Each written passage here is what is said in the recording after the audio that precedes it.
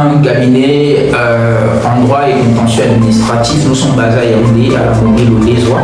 Nous faisons uniquement le contentieux administratif.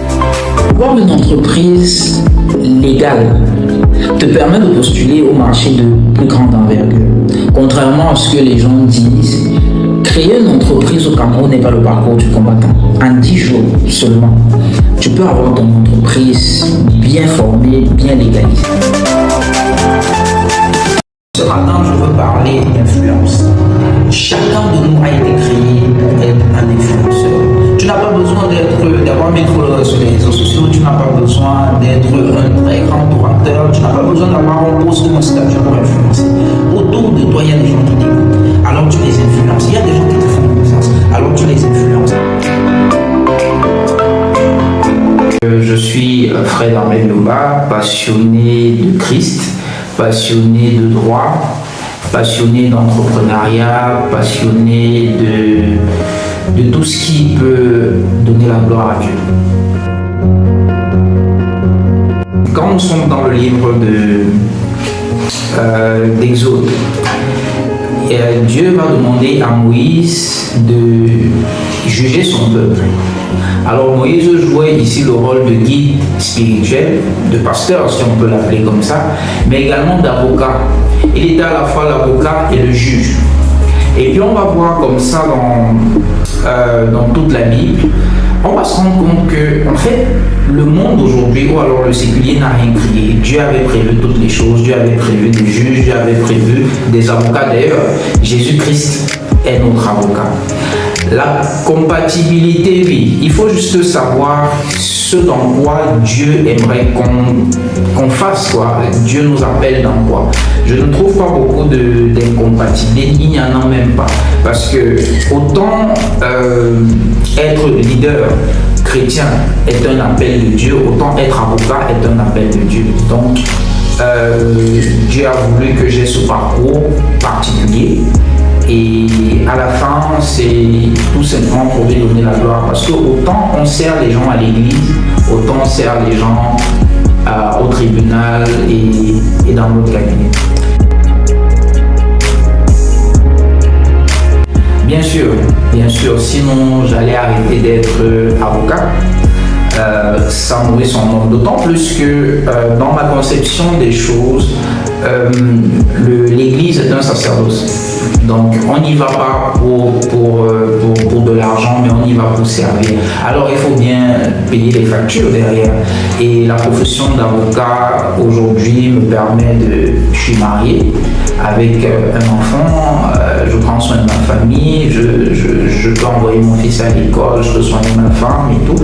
Donc, oui, le métier d'avocat paye véritablement au Cameroun aujourd'hui. Il faut savoir, il faut véritablement comprendre quel est le plan de Dieu pour notre vie.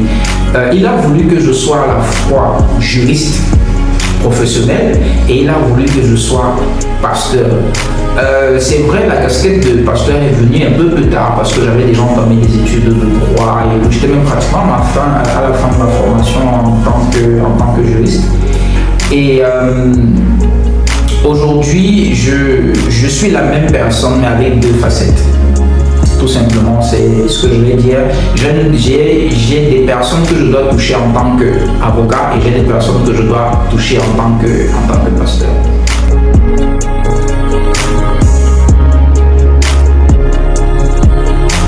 Il faut dire que l'avocat a cette formation en droit qui lui permet de connaître un peu tous les secteurs du droit. Mais pour être efficace, il faut vraiment se spécialiser.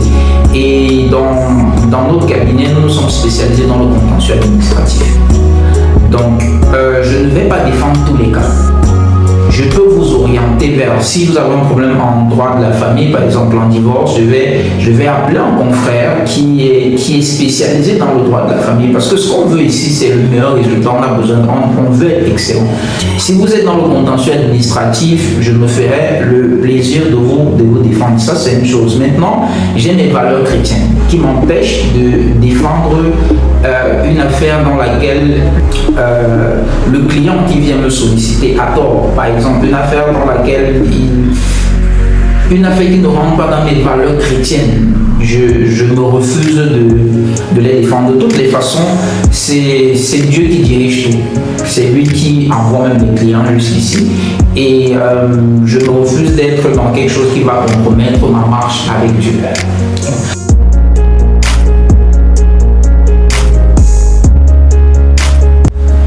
Je pense qu'un constat malheureux que j'ai fait en tant que juriste, c'est que très peu d'entrepreneurs savent ce que c'est déjà l'entrepreneuriat et très peu d'entrepreneurs connaissent le cadre juridique en termes de droit des sociétés, en termes d'impôts, en termes de... Donc, ils n'y connaissent carrément rien et puis ça c'est ce qui est un peu déplorable parce qu'on a besoin d'être armé. Si vous faites le tour, tous les grands hommes d'affaires qui réussissent, c'est des hommes qui sont armés juridiquement. Ils connaissent au moins, même s'ils ne sont pas spécialistes là-dedans, ils connaissent au moins le cadre dans lequel ils sont. Et c'est souvent ce que je déplore chez les entrepreneurs chrétiens qui ne veulent pas se former, ils ne veulent même pas lire des cours de droit, on passe le temps, on se dit qu'on prie et puis le reste va se faire. Le milieu chrétien aujourd'hui, on a la chance d'avoir beaucoup d'enfants de Dieu qui sont experts dans beaucoup de domaines. On est en train de parler du domaine juridique. Rapprochez-vous des experts et demandez-leur comment est-ce que ça se passe. Au-delà de vous rapprocher d'eux, il faudrait également vous-même être dans une phase d'apprentissage. Vous devez connaître les textes de loi. Vous devez acheter, vous devez les télécharger. C'est gratuit sur le net. Vous devez connaître comment vous faites pour payer vos impôts. Vous devez connaître comment vous faites pour être imposé, même déjà depuis le départ. Vous devez connaître ce que préconise le droit des sociétés, l'acte uniforme WADA, et ainsi de suite. C'est des choses qui sont disponibles et gratuites. Donc vous devez lire. Un entrepreneur doit lire et savoir dans quoi est-ce qu'il se lance. C'est bizarre parce que quand on est à l'église, on lit beaucoup. On lit la Bible et on lit plein de livres autour. Mais quand on sort de la Bible en tant que chrétien, quand on sort de l'église, on refuse de lire. On se dit que le Saint-Esprit va tout faire. C'est une parole.